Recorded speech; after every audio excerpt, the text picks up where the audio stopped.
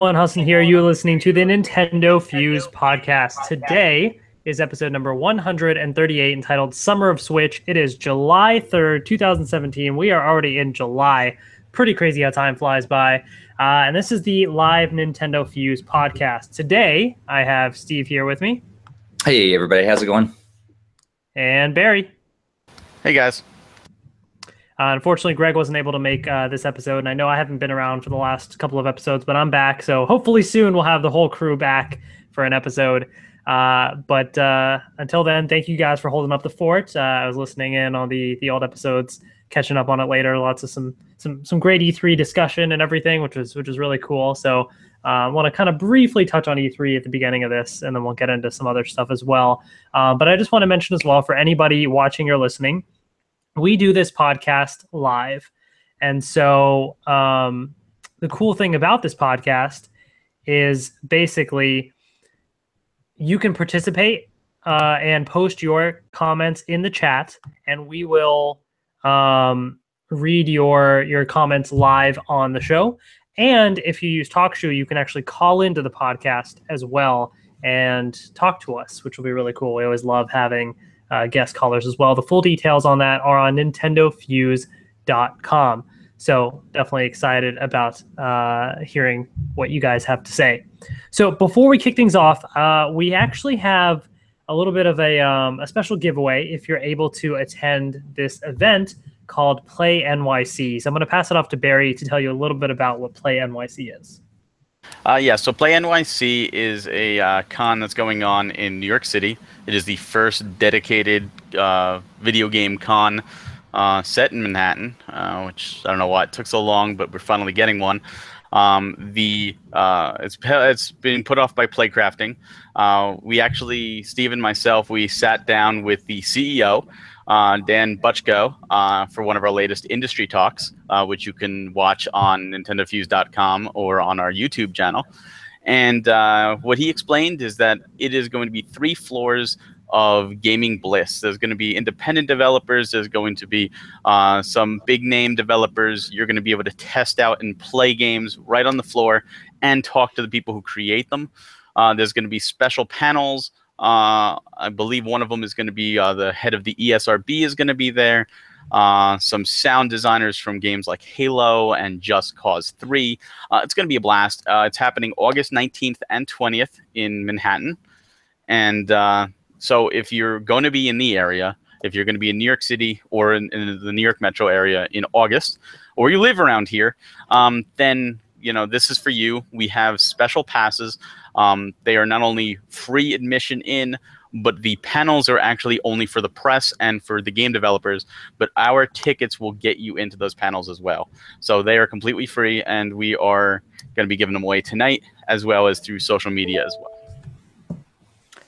Awesome. So you guys get the exclusive, cool inside access to some of the fun panels and everything happening at Play NYC. So we're excited to share that with you guys. So what we're going to do is, this event is in NYC, of course. So if you are able to go to the event, then you can enter to win this contest. I mean, if you're like the other side of the world and for sure you're not coming to New York in August, then please don't enter, because we'd like to save the tickets for somebody who can actually attend the event. So if you are interested in attending, post in the chat room, say, Play NYC, and let us know either if you have Legend of Zelda Breath of the Wild, you have the DLC, let us know your thoughts on the latest Zelda DLC, or if you don't, if you are interested in what Nintendo has to offer about the DLC. We just want to hear, your thoughts on some of the topics, and we'll talk about the Zelda DLC later on in the podcast. But let us know in the chat room. Just let us know that you're interested in Play NYC, and just talk Nintendo with us, and we will hopefully, get you a ticket to go. So let us know. And if you are listening to this podcast after the fact, like Barry said, there will be other opportunities to get tickets as well via social media and other outlets. So stay tuned to Nintendo Fuse for the details on that. So let's jump right in. I want to give a shout out to Only Three Penguins and Steve Desmarais in the chat room. So for today, to kick things off, I know E3 happened, and you guys had some great discussion on the podcast about E3. I wanted to sort of recap, now that it's been a little while, just general overall feelings coming off of E3 and heading on to the summer and the continuing months from Nintendo. What have you sort of digested from it all? Your big takeaways from the event going forward? Let's start with Steve. Yeah, I think the biggest thing that I can think of right now is that I feel even more positive that I am glad to be a Nintendo fan. I'm glad to be a Switch owner and a 3DS owner. When I looked at what the other systems, the other companies, like, you know, the big three we're talking about, you know, there's some quality games for sure, but I am most excited about the Nintendo stuff coming out. It's going to be a really good rest of the year. I'm excited about what 2018 holds, but the rest of 2017, we've been saying it all along, but I'm really excited about what we'll get to play the rest of this year, particularly about Splatoon 2 and Mario Odyssey. Those are definitely the top ones, but there's going to be so many other great games as well. So that's pretty much the big thing is for me is just the waiting game now. We've seen them. We've watched the people in the treehouse play it. Now it's just waiting for, you know, us to get it in our own hands and try it out. Gotcha. What about you, Barry? Like Steve said, you know, going through them all, and now it's had some time to digest. You know, looking at Nintendo showing, they were the only ones where I was interested in every single game that they showed off at E3. Some more than others, like, you know, Mario Odyssey, of course, and Xenoblade 2 topping the list for me. But the other third parties, you know, with Xbox and with Sony, there were some. I mean, Anthem from BioWare looks great. Wish that was on the Switch. You know, and then the new God of War looks nice, but it's stuff we've seen from last year. To be honest with you, the whole entire Xbox presentation, I was probably the most excited for Super Lucky's Tale, and I know I'm by far in the minority in that, just because I love platformers. Even Sea of Thieves, and I love Rareware, just didn't do it for me. Like, there was something about it. It wasn't Rare. It was Microsoft's influence on Rare. Like, they've done multiplayer stuff before, but it didn't have that same Banjo and Conquer charm. So yeah, I mean, like Steve said, I'm definitely proud to be a Switch owner. Of course, I'm biased because I'm an owner of all three. But you know, I was just in GameStop today, and there were 3 people. I was there for maybe 20 minutes. There were 3 different people that came in asking to pre-order or purchase a Switch in 20 minutes. And the guy said it's been like that all weekend.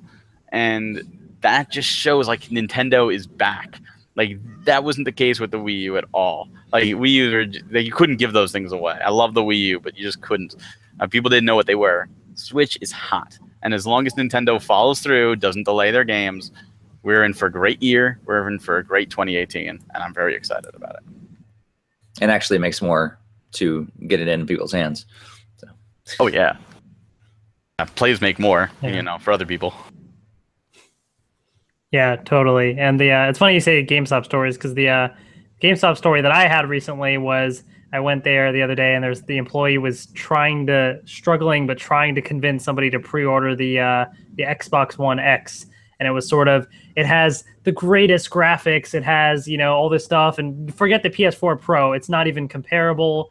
It's you shouldn't even buy it. Don't even bother. But you can pre-order this now. Xbox One X, you know, GameStop will let you pre-order. Like, he was like trying to push it hard. And I'm sitting there like, it's just not working, dude. Like, you can tell the person just not fully interested in it. It's like, and that's kind of the feeling that I came away with too, to be honest, from E3 with some of it, because that was their big push. You know, with other consoles, Xbox One X was the big one. I don't have an Xbox One. I've thought about it. I've been on the fence for a while, and I came away from E3 like, I'm good with not having one for now, because a lot of what they showed wasn't necessarily exclusive or super exciting to me. And then with Sony, they had great stuff. I have a PS4, but Sony also has a habit of announcing things many years in advance. So pretty much a lot of what they showed, we already knew about. You know, there weren't really many surprises. Good stuff, but no surprises. Nintendo, all the hate that they get sometimes for not telling us things, they hold it close to their chest, and then when they reveal it, it's like, oh, surprise, Super Mario Odyssey, you guys know it's coming, but it's in October, not like November, December. It's a little bit earlier than you thought. Or, oh, by the way, Metroid Prime 4, it's happening. Like, just random surprises like that. It's like, oh, okay, great, And so that's what I loved about Nintendo showing is we came away with some cool stuff and made me really excited. Although I will say the announcement that made me the excited the most was Rocket League. The second that was shown right at the beginning of Nintendo's thing, I was like, done. They don't have to announce anything else. I'm satisfied. I'm happy. Let's do this, So sometime we're gonna have to we'll have to show Barry and Greg what Rocket League is really all about. When the Switch version comes out, I'll step into that.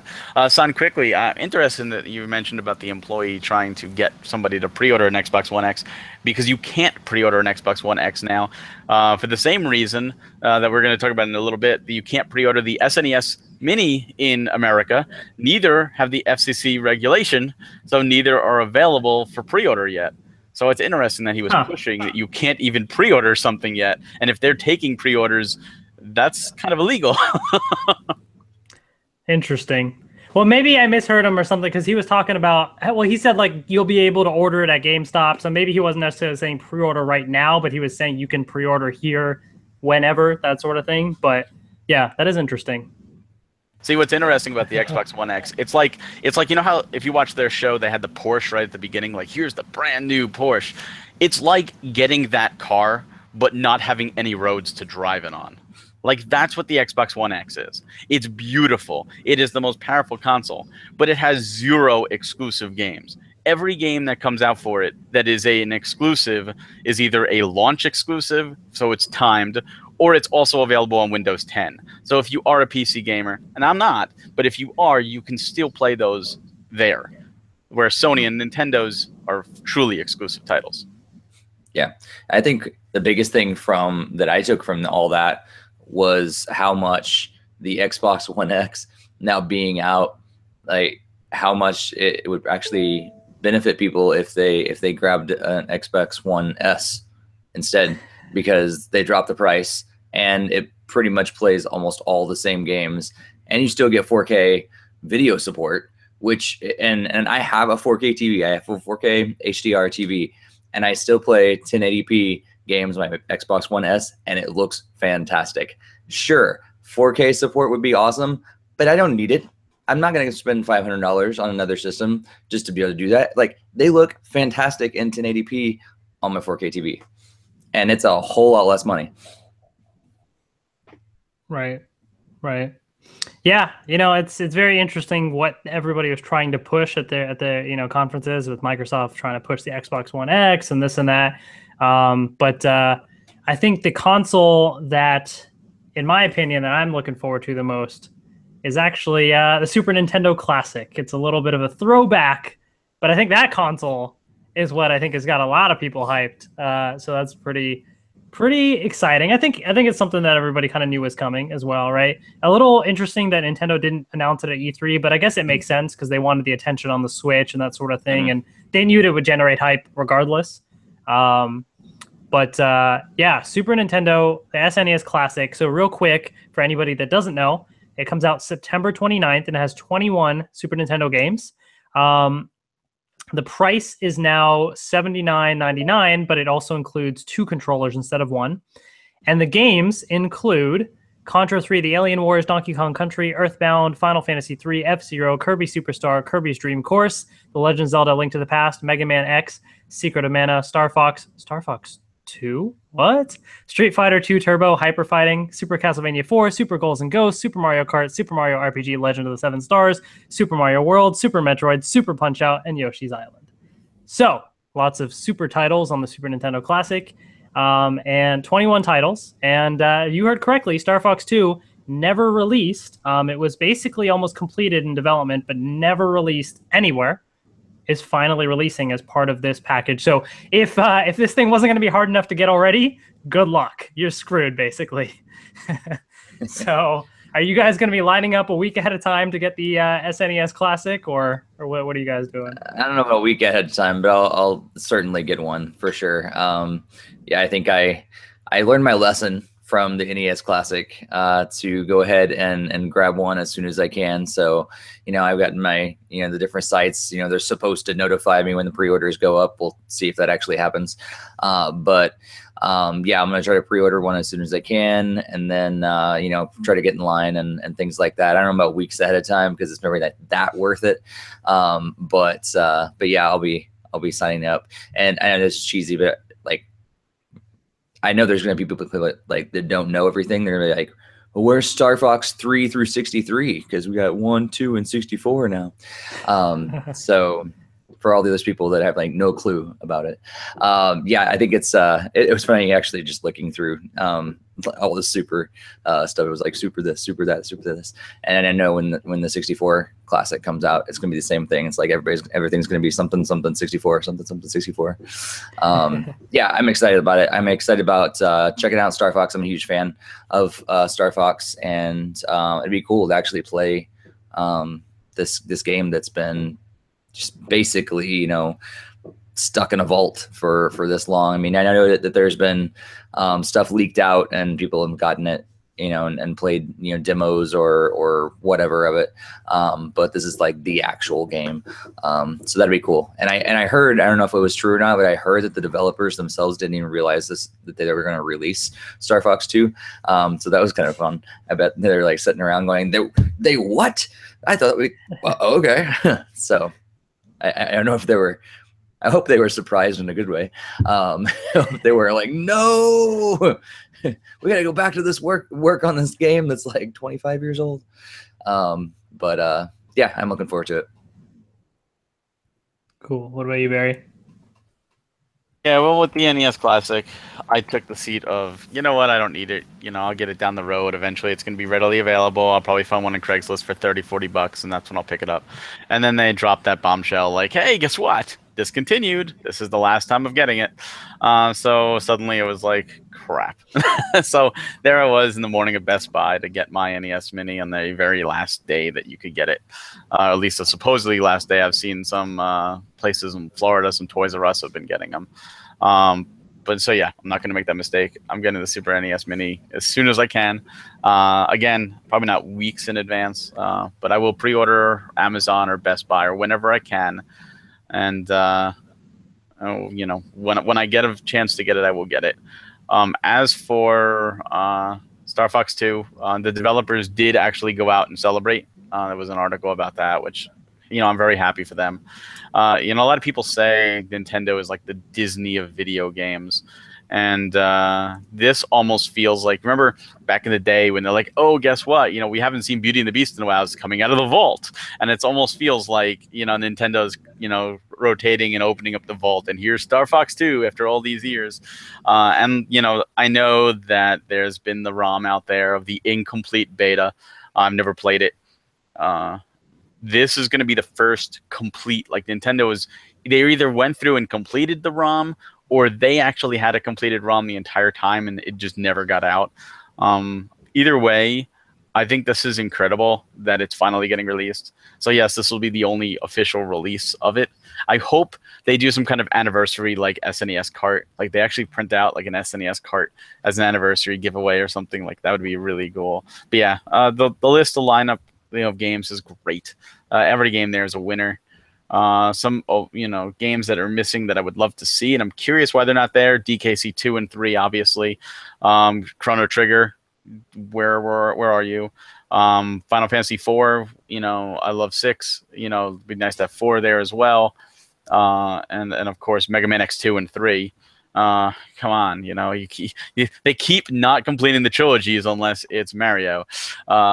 Even though obviously there was X4 through 8.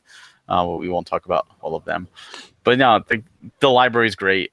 It's just the only thing I want to see is how are they going to handle Secret of Mana, because that is actually a 3-player game, and you can only do 2-player. And is there going to be a way that we could hook up some kind of multi-tap and do 3-player with Secret of Mana? Because that was the most fun I played with that game, was getting together with 2 friends and playing through it 3-player. It changes the game.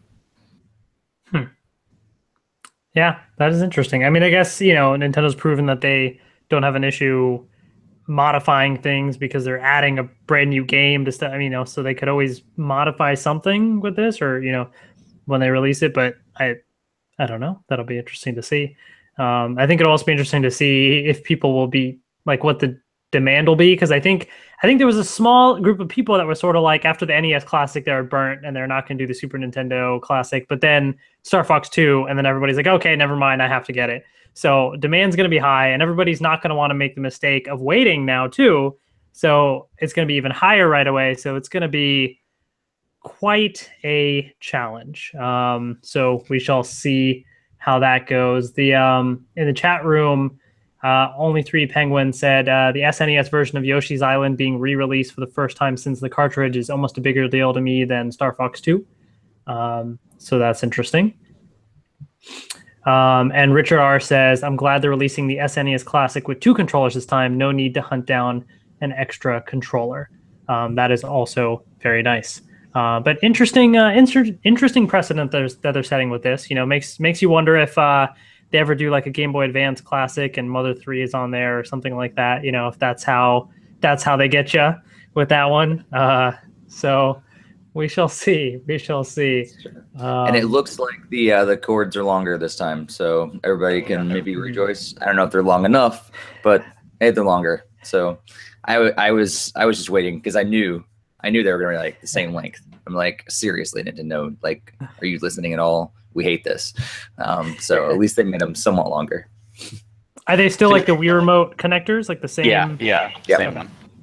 Yeah, this time they hid them behind the like mock regular connector though, so you like flip it down and you can connect it in the classic controller for Wii now. So yeah, I'm assuming you can still use a classic controller in there as well, and then you'll be able to use these as classic controllers too. So that'd be cool.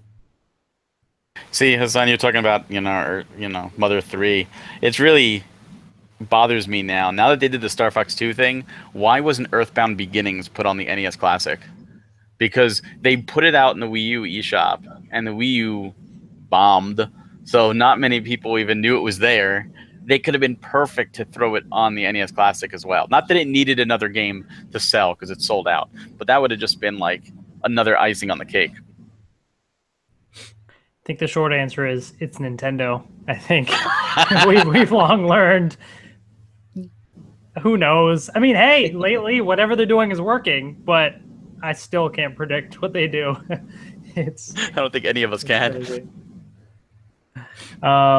We want to do a quick little reminder as well. So if you want tickets to Play NYC, comment in the chat room with hashtag Play NYC and what you think of the Legend of Zelda Breath of the Wild DLC. Please only comment and enter if you think that you'll be able to go to New York for the event in August, so that we can give the tickets to somebody that can actually use it. But if you do think so, then definitely enter. We'd love to try and get you some tickets if possible. So definitely check that out. So I want to switch gears a little bit to Nintendo Switch and the summer of Switch. I mean, we have so many great things happening. I know there's more stuff on the horizon, right? But right now, there's some great content as well. Starting with a new firmware update recently that added a couple different things. You can now, in the news app, you can actually register yourself to be added on for news for specific games if you want to be notified of information on those. You can now add friends that you had added on the Wii U and 3DS. You can also get online notifications when your friends go online. There's a feature if you're losing your controllers around the house and they're nearby, you can make them rumble and find them. There's some new Splatoon 2 user icons, a couple other things, but also wired support for the Pro Controller. So a couple nice little additions. I think, there's still a decent amount more I think that needs to be added, but it shows that already we're on firmware 3.0 and they're trying to push out some stuff. So what do you guys think? Are they at a good pace of firmware updates, or do you think they need a lot more, or where do they stand?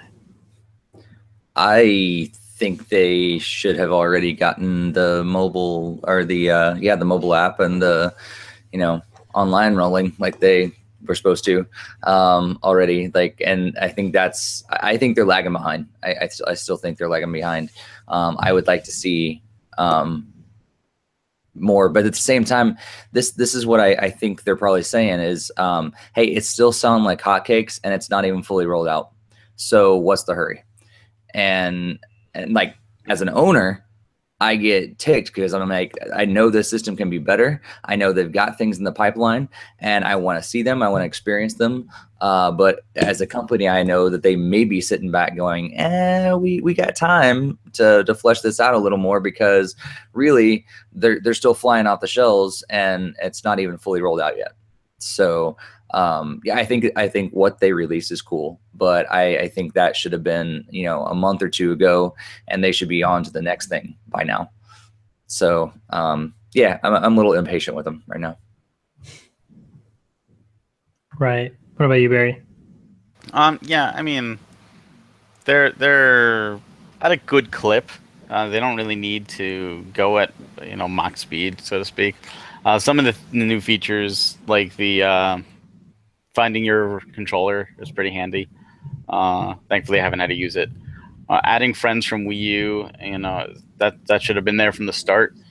Building that architecture, that environment.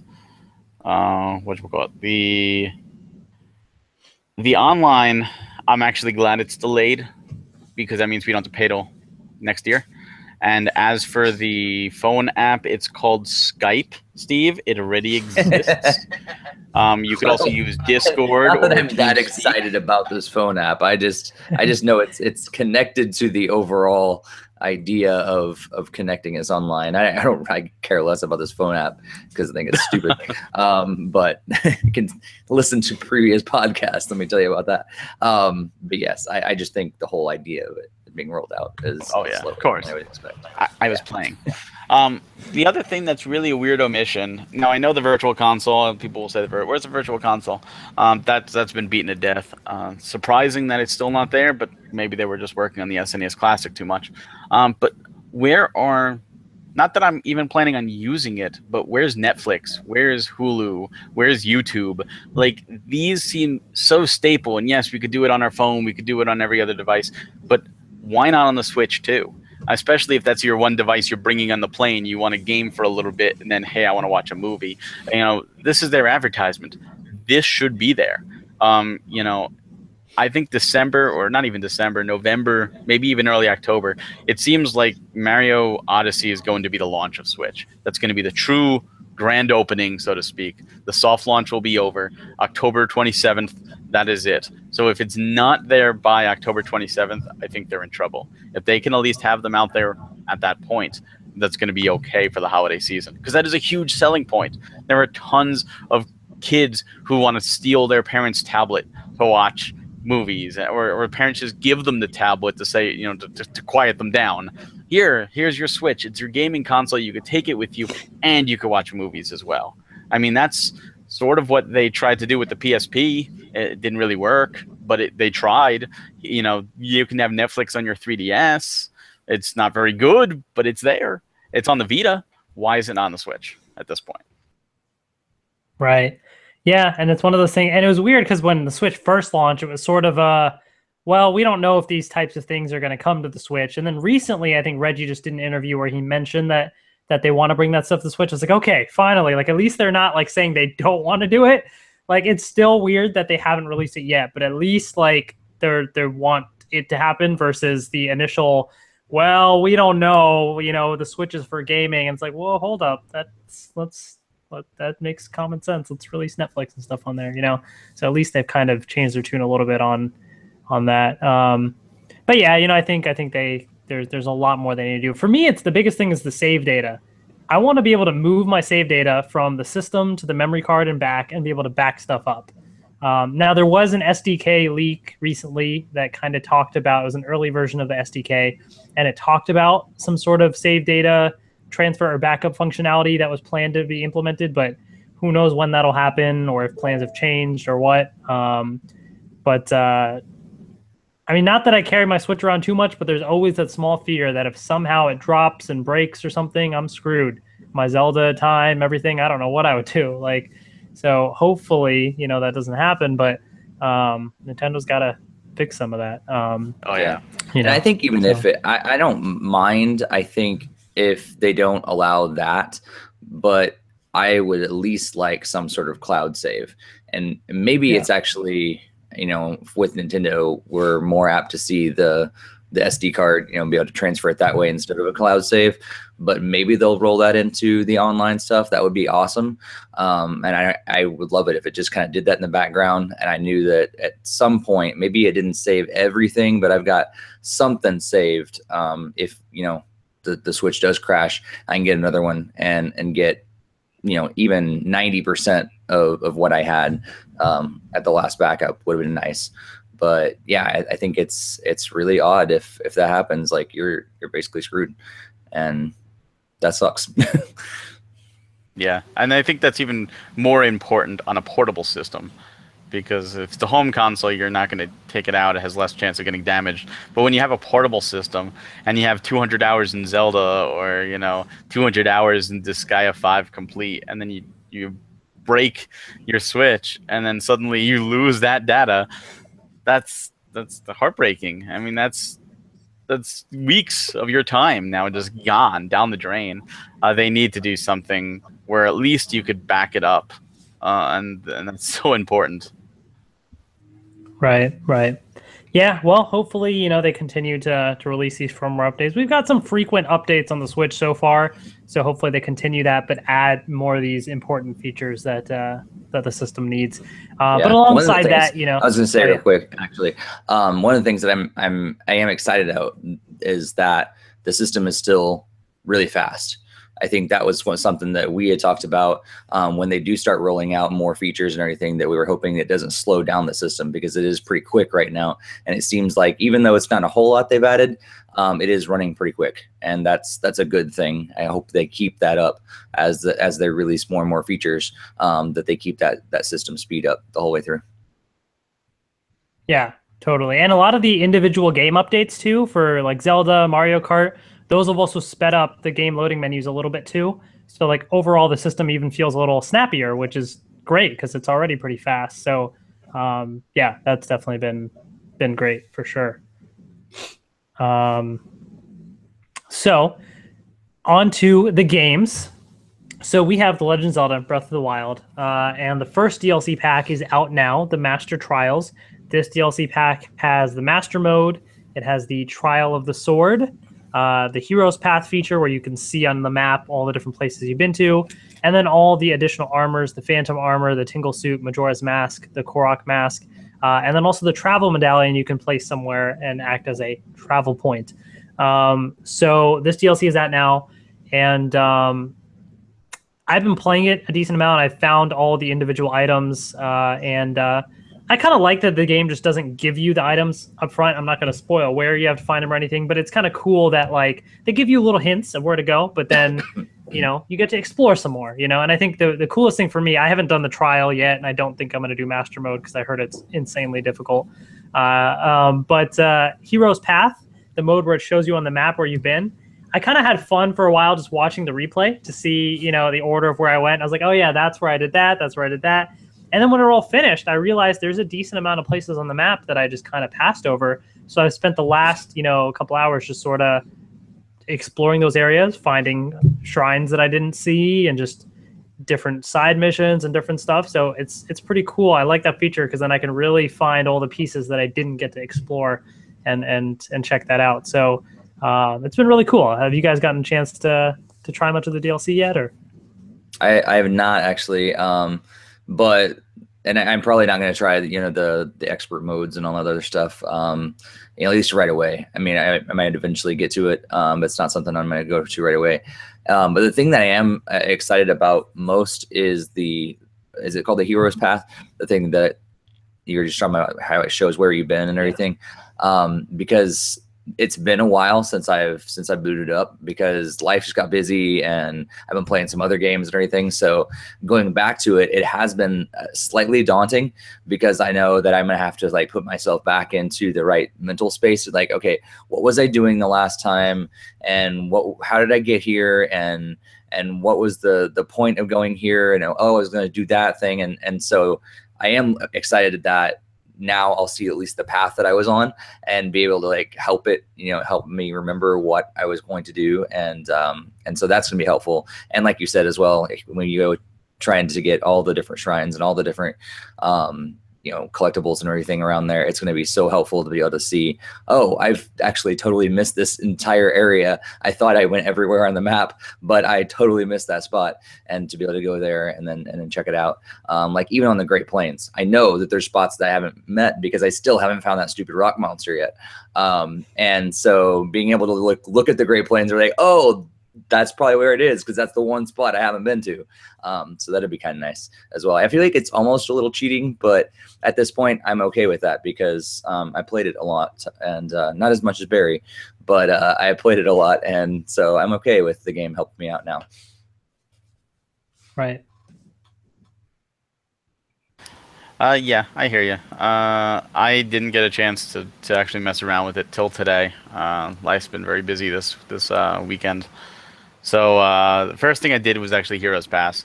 I decided to boot it up, try it out, and I must have spent a good 15 minutes watching from the beginning, letting it play, and it like brought back all the memories. Like, oh yeah, there's where I went to this shrine, and oh, there's where I died. There's where I was having problems. Here's where I went to the Zora area, and oh, here's where I had to fight the Lino up there, and I died because I was being stupid.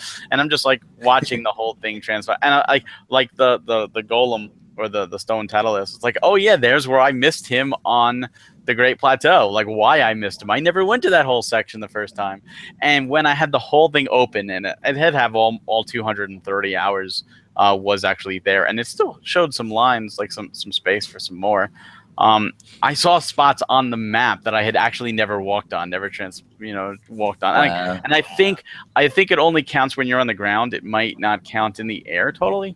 I could be wrong, but it was really weird to see, like, the whole map isn't just shaded in lines. Like, there are definitely spots I never went through. I don't know why, but I just never did. Now I have all 120 shrines, so I know there's no shrines there. There's probably some Koroks.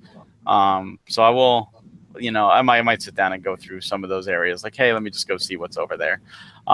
As for the items, like you said, Hassan, I like that they made you explore to get them.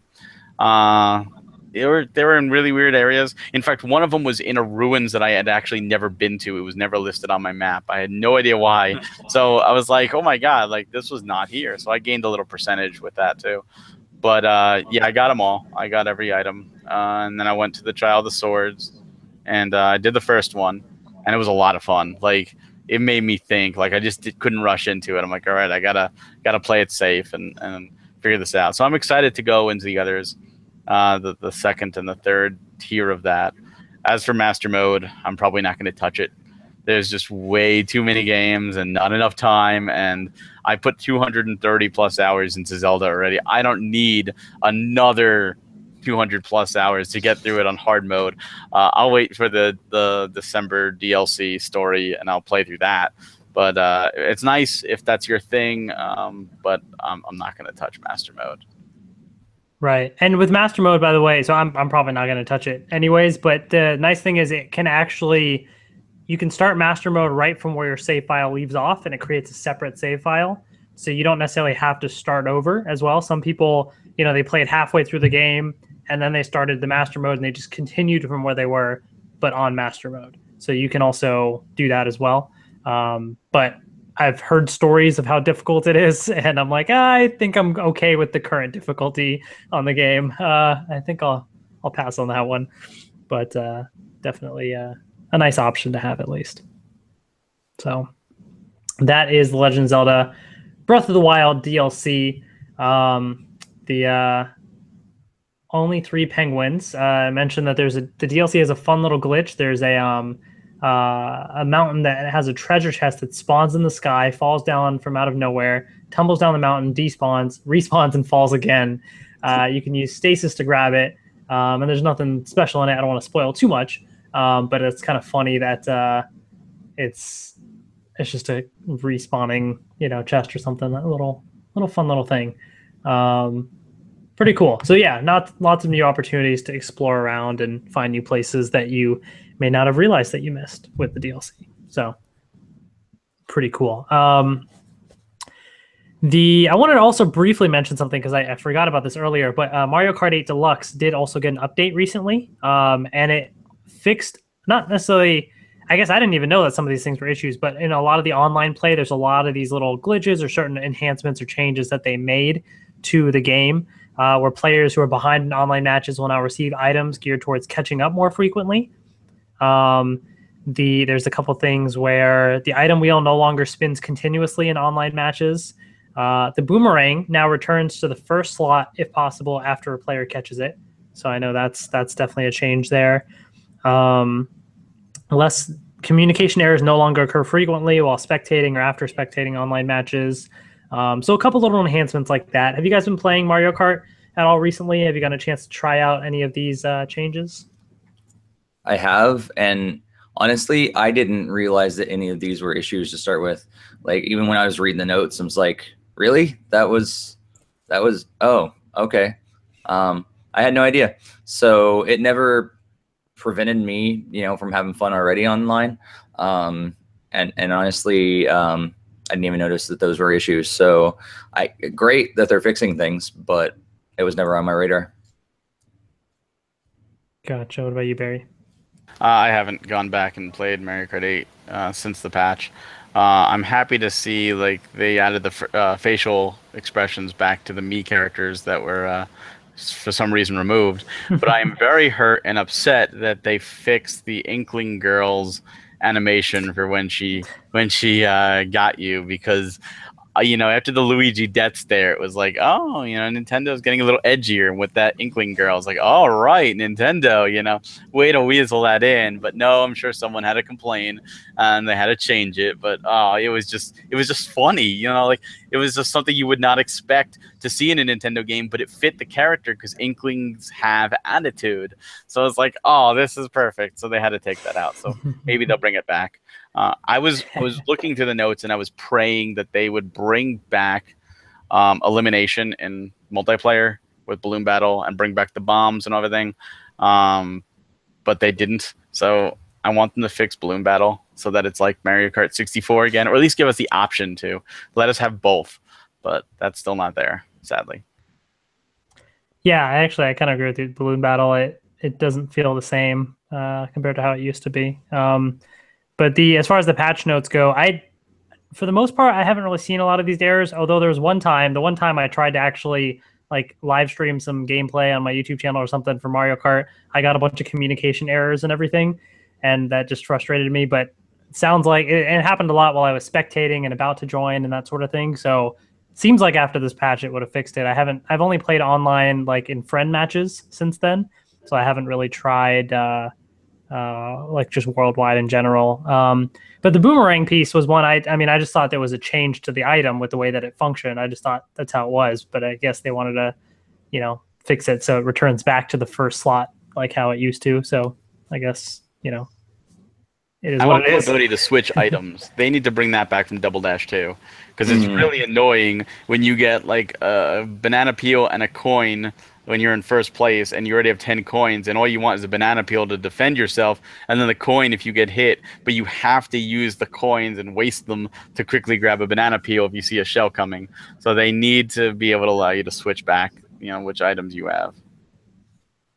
Yeah.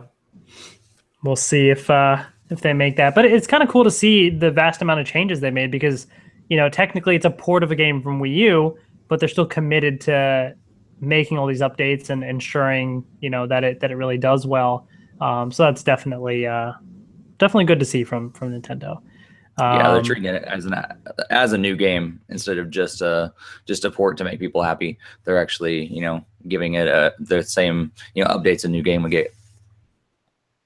Yeah, totally. And it shows the commitment that they have to the online play, which hopefully will translate over to other games such as Splatoon 2, which brings us to our last little topic. But before we get into it, just another little reminder, if you're interested in attending the Play NYC event that we discussed earlier, we have some tickets that we can give away, but please only enter if you think you'll be able to go to New York for this event in August. If you are interested, in the chat room, you can post #PlayNYC and your thoughts on the Zelda Breath of the Wild DLC and let us know if you are interested. And so check that out. So as is tradition, and this blows my mind every time this happens, it's so funny. We're doing a podcast right now, which of course means Nintendo's going to announce another Nintendo Direct after the podcast. It happens way too much. I need to go back. I really need to do an edit of something and like compile all of this, because this is just insane how much it happens. Like, we're not joking. If you've been listening to the podcast for a while, this consistently happens. It's weird. Yeah, I think it's at the point where, you know, when we decided, hey, we're going to have a regular schedule, I think Nintendo did too. And they're like, so NintendoFuse picked this day. We're going to pick a couple days after them every time. Yeah, it's either Tuesday, Wednesday, or Thursday of the week that we do a podcast, like every single time.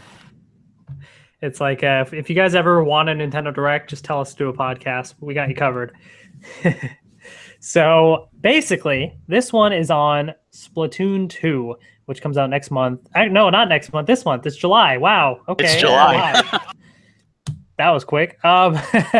So it is a refresher, as Nintendo called it, on Splatoon 2's new features, weapons, and styles. So it takes place this Thursday, July 6th at 7 a.m. Pacific time, 10 a.m. Eastern. And yeah, so it's focusing on Splatoon 2 as far as we know, unless they throw in something else, which they've done before. But, you know, we know a decent amount about the game, but there's also a decent amount that we don't necessarily know. Like, they haven't shown too many new weapons. You know, we've talked about a lot of different modes, but I think this will be a good chance to sort of do, just like they did for ARMS, like a big overview of Splatoon 2. This is what you're getting. This is what it is. I also think there's going to be two pieces to it that will come alongside the announcement. One being the green and pink Joy-Cons, which America has not had announced yet. I actually pre-ordered it from, was it Amazon Japan or some other country? So, because who knows if it's coming, so I just had to pre-order it so I could import those colors. I have all the colors so far, so I had to get these. But I have a feeling they'll announce them anyways for America. But also, the weren't we supposed to get a beta of the smartphone app in the summer, or was that pushed to the fall? I can't remember. I know the full one was next year, but if the beta is still in the summer, yeah, Splatoon 2 would be perfect to launch alongside it. So maybe they'll talk about a beta of the app. Yeah.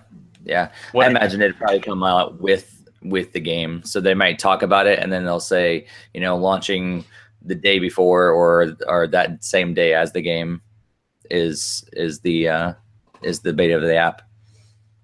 Now, you also talked about the Joy-Cons. What about the Splatoon 2 Pro Controller that Japan's getting? Do you think we're going to get that over here too? That's right. I think I have that pre-ordered too. But yes, we need that in America. Yeah. Hasn't it actually? I thought we did see pictures of that in American, like, Splatoon 2 stuff of the Pro Controller. Now, they didn't actually talk about it, I don't think, but we've actually it's been in some of the marketing stuff, I think. You know what? I think if I remember correctly, we might actually have the Pro Controller for America. Maybe I pre-ordered it from, like, was it Walmart or something? I think you might be right. I think we actually do have the Pro Controller coming to America, but I don't think they've announced the Joy-Cons for America. Right. Green and pink ones. Yeah. I wish they made 2 green and 2 pink, because I would get the green ones, no question. But I don't want green and pink. I want 2 green. Right. I'm hoping they do another set that's the opposite green and pink as well, and not just do this green and pink and then 2 greens and 2 pinks, and then I'm stuck having to buy those sets as well. But I can't resist these colors. So I have my blue and red ones here. I have my yellow ones in the other room. I love all these colors. They're great. You also have. You forgot about. Go ahead. Oh, if you're talking Splatoon 2, go. Oh yeah. So I think the most interesting thing, if I remember correctly, when Splatoon came out, that we knew like a lot about the game. They kept rolling out more and more information like over the long haul. I feel like we don't know a whole lot about Splatoon 2. I know a lot of it is the same basic game. I mean, they're adding some new stuff in there, but they did say, you know, new weapons and new maps and things like that. And I feel like we knew a whole lot about it by the time it actually came out, from the test fires and from just news rolling out on their Tumblr and all this other stuff. And I feel like I'm more in the dark about Splatoon 2 than I was Splatoon 1. All I want to know is the story mode. I thought Splatoon 1 story mode was a blast, and I want to see more of that. Like the platforming and all that. Just bring that back. Like I know there is a story mode. I know they did that teaser, but I want to see some gameplay of the story mode. Right. Yeah, they sort of like tease certain things. Like we got, like you said, that little trailer sort of the story mode. They've talked about the salmon run mode and like the amiibo, and they've kind of like mentioned a bunch of stuff. But I think we really need sort of that comprehensive, like, this is the rundown of everything in the game. This is what it looks like. This is exactly what you're getting on July 21st. Is that what it is? Something like that, I think. Now, here's a question when you look at the date. Do you think that they will continue to support Splatoon 2 with free DLC post-launch like they did with Splatoon 1 and ARMS? Or do you think Splatoon 2 will launch as a more robust package than Splatoon launched, and they'll do a season pass like they did with Zelda? Oh, that's a good question. I do think they will continue to support it as it goes, but should we pay for it or not? That's interesting. I think they'll probably do it without paying for it, but something tells me they might try the other thing. See, I think the support that Splatoon 2 or Splatoon 1 got with it, the DLC and everything ongoing, were things that it made more sense for, I think, the entire community to have. Some of the things were not, but a lot of it were more things that we really want everybody to have. And so that makes more sense, I think, to roll it out that way. So if that's what they're going to continue to do, I do see them continuing to make it free. But if it's more like things that will not give some players enhancements over other players, then yeah, I could see them doing some paid DLC and maybe like a season pass for that. I think it all depends on how they continue to roll things out. I think obviously the maps and stuff like that, I think they'll continue to roll them out for everybody for free. But I wouldn't put it past them to see some like DLC for specific clothing or things like that would, maybe it would change the game a little bit, but it wouldn't necessarily put other people that didn't get it at a huge disadvantage. Right. Yeah, I mean, I think what Nintendo has done, at least with ARMS and the Splatoon on Wii and stuff, I think supporting a game with the free DLC like that for those types of online competitive games keeps people coming back and playing online. I think they want to keep these communities growing, and they're going to get their money from the online membership fees that people will be paying. So I think for games like Splatoon and ARMS, they're just going to do the free kind of ongoing content. And then you have your sort of single player focused games like Zelda, where you can buy season pass DLC and get more stuff there. I think their goal will just want to keep people playing, keep those communities growing. And I think one of the ways that we may see like special costumes, I don't know if it's in Europe or Japan, but one of those two, I think on My Nintendo, they announced their first Nintendo Switch rewards, which is some Splatoon costumes, which, finally, because I don't need wallpapers and other pointless stuff on My Nintendo. So hopefully that comes over to America as well with the costumes. Yeah, I agree. Like, yeah, I've got gold points that are just expiring because I got nothing to spend them on. But it would be cool to, I think, honestly, we mentioned, Rocket League at the very beginning. I think that's a company that's just really done, or a game that's done well on supporting the game, ongoing, releasing free DLC for people for new modes, new maps, things like that. But there is a paid side of things as well. You can get, specific cars or specific items and everything like that. But they roll out the free stuff to keep people in the game. And every so often they're like, oh, new mode. And it brings back people that, maybe had shelved it for a while. They get back in the game and it gets some momentum again. But they are putting out some, different stuff for paid things as well. And in addition to, maybe getting, money from the online, just being able to play online. So yeah, I think it's healthy to foster the online community, especially with the paid online. I mean, if they don't have the content there, then people aren't going to pay the $20 a year. Especially with Nintendo's big esports take that they're pushing with ARMS and Splatoon 2 and Pokken Tournament DX, and I'm sure they're going to do that with Mario Kart 8. and presumably Mario Kart 9 and Smash Brothers Switch and whatever else they put out. I think it is wise for them to keep that free content coming to bring people back, especially with new maps. And that's such a contrast to what Activision's been doing with Call of Duty, where they have all these map packs and all this stuff, and you have to pay, and it really divides the community. There you have a community of 8 to 12 million or so.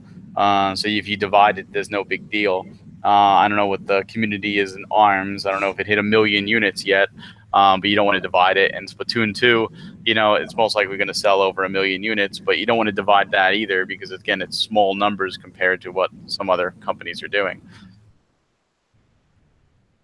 Exactly. Definitely. Only 3 Penguins in the chat says he thinks paid DLC for single-player stuff and costumes, free DLC for new stages and weapons so as to not splinter the player base gameplay-wise.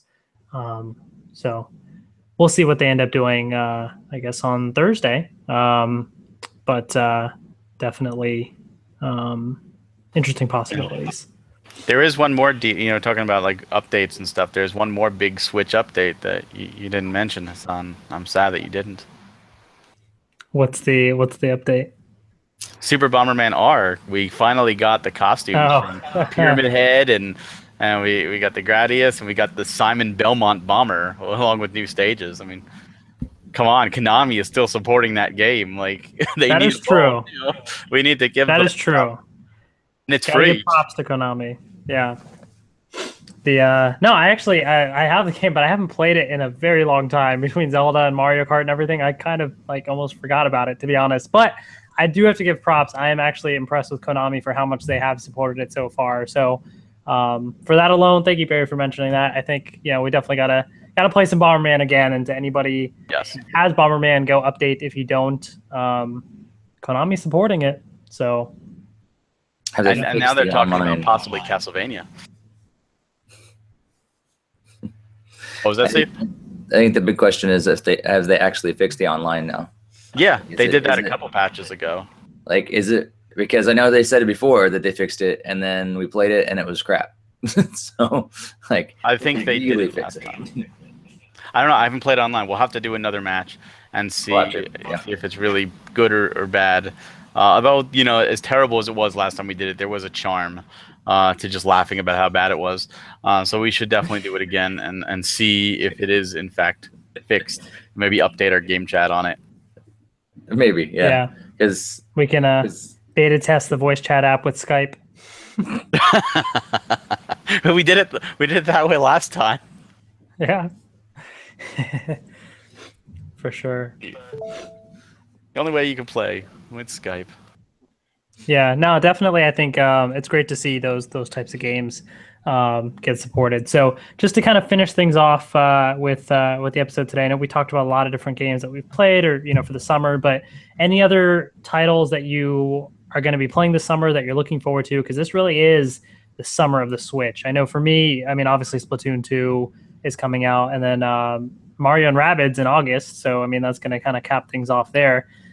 Which is pretty cool. But I think I'm also exploring around the eShop. I actually got, I forget what it's going to be called in America, but the Project Makuru game, the one where you're kind of doing the jumps on the tiles and they change colors, because it's on the Japanese eShop. So I was like, why don't I download it? And all the menus and everything is in English. So, why not? So I played it a little bit. It's kind of interesting. But I think I'll be exploring around some of the smaller eShop titles and, for a couple pretty cheap and pretty fun to play in between other big games as well. So what about you guys? What are you planning for the summer with Switch? Yeah, I mean, other than Splatoon 2, the other game I checked out at PAX East and I'm particularly excited about is a little game called Death Squared. And it's on the eShop as well, and it's a really cool co-op puzzle sort of adventure. Kind of a simple game, and we're gonna hope to get the developer actually on an industry talk at some point too. But if you're interested in puzzle games, especially co-op kind of puzzle games, it's a cool game, and I'll be playing that. I think that's something that I think I've realized through snipper clips that my wife and I really like enjoying. We like playing puzzle games together, and so that could be another game as well. That if you have a partner or a good friend or something like that you can play, it's fun. And that's, yeah, other than Splatoon 2, that's probably one of the games I'll be playing a lot. Being on the road a lot this summer. And so between traveling and all that stuff, that will be definitely, it's be cool to be able to take that on the go and be able to, set it up in the plane or, wherever we are, and be able to just kind of pop off the Joy-Cons and play together. So that's one of the coolest things I'm realizing about Switch is those co-op adventures that you just have, because it's all built right in. I don't have to worry about taking all these different controllers and everything. I just pop it out and, oh, look, I'm ready to do multiplayer right there. So that's been pretty cool. Definitely. What about you, Barry? Well, lately I've been doing playing some ARMS.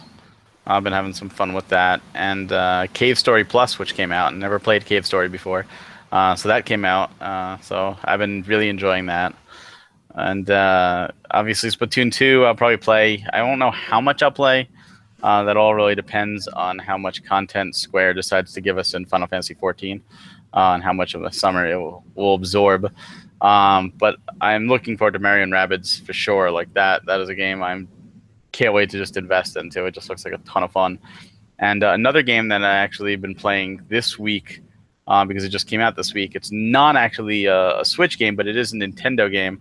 That's Monopoly Gamer, which is an actual physical board game from Hasbro. Monopoly. There you go. My wife and I have been playing it. We got all the characters. There's like 8 extra characters. We've been playing it. It is a ton of fun. In fact, tomorrow for 4th of July, my father's coming over, my cousin. I'm like, all right, let's play this 4-player. It's a blast. And it came out of nowhere, just like the SNES Mini. It was just like, boom, announcement, boom, it's actually in stores. And it really is a fun take on Monopoly. So as a big fan of Monopoly, I had to get it. Yeah, like Cool. I was surprised because I saw the announcement. It said coming in August. I was like, okay. And then I saw GameStop Collector's Edition now available. I was like, oh, I'm going to GameStop today. And I went and bought it and all the extra pieces. And I was happy because you can buy the extra pieces almost in what look like blind bags. So I was worried, but they're not. You can see them like from the front. They're open, like clear packaging, so you know what character you're getting. So thankfully, I bought exactly the characters I wanted. I played with my wife. Were you able to get them all in Virginia? Did they have all 8 extra characters? Yep, they had them all at the one GameStop I went to. See, here's the funny thing: in Jersey, 3 GameStops got it in, only 3. 2 of them are near me, and I called them. Both in their boxes were missing Diddy Kong, Wario, and Fire Mario. No idea why.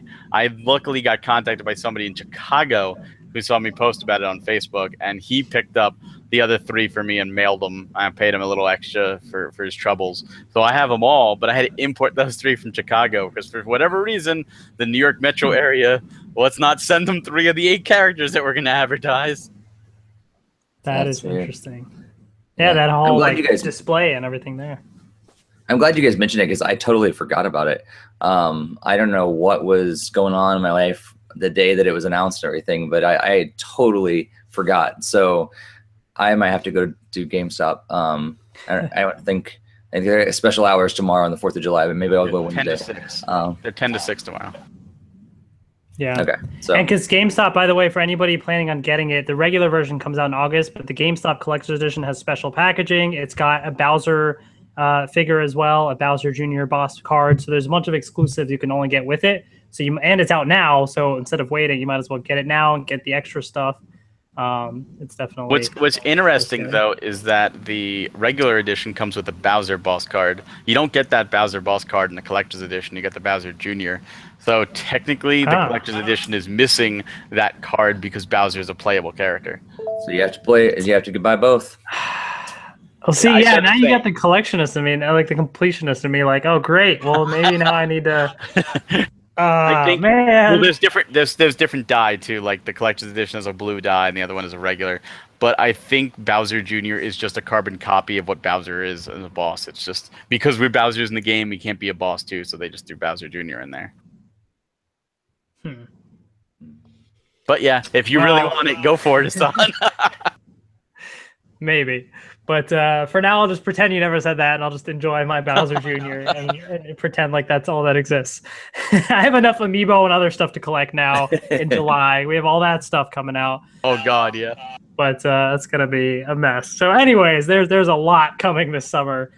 We haven't even talked about. Well, first of all, we briefly Barry mentioned ARMS. ARMS, I think they're going to be updating it in mid-July. Last I heard. We have obviously 3DS. We didn't even talk about Miitopia, Hey Pikmin, the new 2DS XL. This summer is packed. Ever Oasis just came out too. Yeah, there's so much happening. I think there's a bunch of Fire Emblem news that's been coming out. I think they've been teasing Fire Emblem news possibly this week or something. So there's a bunch of stuff happening, and it's a lot. So Nintendo E3 is not over for Nintendo. This is just a year-long E3 in a way, lots of stuff. So definitely very exciting. And we'll be back next month to talk about Splatoon 2 and everything else that has happened with Nintendo. So it'll be very exciting for sure. So I think what we'll do, because that's it for our discussion on the podcast, for the Play NYC stuff, I think we can give away a ticket after the fact, right? We should be able to do something like that for so at least one ticket, maybe more, we'll see, but at least one. If you guys are listening to this podcast after the fact, it's not live anymore, you're listening to it afterwards, on our YouTube video, if you post a comment in the chat, or post a comment on the video, by the end of next Monday, which is July 10th, so by midnight Eastern time, the end of the day, we'll pick somebody at random to get a ticket to Play NYC. But you have to post, let us know that you want a ticket for Play NYC, and let us know, your thoughts on the Zelda DLC or just anything in general. Just contribute to some sort of Nintendo discussion, but let us know that you're interested in the Play NYC tickets, and only please enter if you think that you might be able to go to the event. But we'll pick somebody at random after the fact and contact you. So best of luck to everybody. Thank you again to everybody that joined in the chat and posted your discussion. We really appreciate that, and we look forward to hearing more from everyone in the future as well. And check out NintendoFuse. We do have a bunch of other shows on the channel as well. We have the industry talk shows. We have our game chats and lots of other great content on the site as well. So definitely keep an eye on all of that. And I think there's one final piece, Barry, that you're mentioning, or for tonight, the winners from tonight. Do we have any entries tonight? Yes. Did we? Okay. So let's see. Yeah. So we just announce it. I can just choose one. So. Yeah, let's do that. All right. Pick somebody from the live session. I'm gonna grab. I don't know. I have no idea how to do this. We'll just gonna move a mouse around and only 3 penguins. Congratulations. All right. There you go. Congrats. So yeah, I think they you can contact us. Probably the best way is to send us a message on YouTube, so we see it's the same username and everything, and we can match you up and get your information from you, and we'll pass on that information, like how to actually get the tickets. Just message us on YouTube, and if for some reason that doesn't work out or whatever, contact us on Twitter or Facebook or something like that. We'll get in touch with us some way and say, hey, I'm only 3 penguins. I won the tickets, and we'll hook that up and anything for you. Yeah, I mean, there's only 3 penguins out there, so I mean, there can't be that many people trying to enter. So I mean, you did it. You're one of the 3 penguins. You made it. But no, really, congrats. Only 3 penguins. Hope you're able to go to Play NYC and enjoy. And yeah, we'll have lots more opportunities to win as well. So thank you guys again for joining, and we'll be back again next month, or maybe sooner if there's a bunch of other stuff to discuss. We'll let you know. And check out NintendoFuse.com for all the latest, and we will see you later. Bye, everyone. Good night.